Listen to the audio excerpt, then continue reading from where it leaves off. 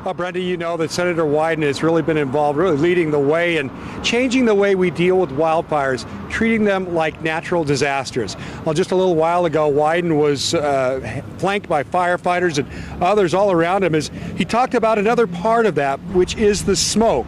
Well, last year we had lots of Eagle Creek fire smoke in the area.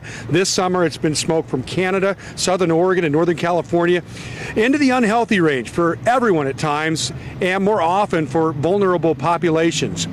Wyden's bill would have FEMA help people who need to seek refuge from unhealthy air, just like they help people seeking refuge from other disasters, by giving them shelter options and covering the costs.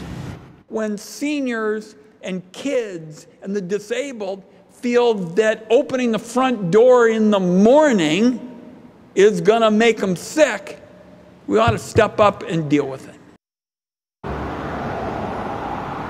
Now, it's called the Clean Air Refugee Assistance Act, and Wyden is feeling very positive about getting it passed.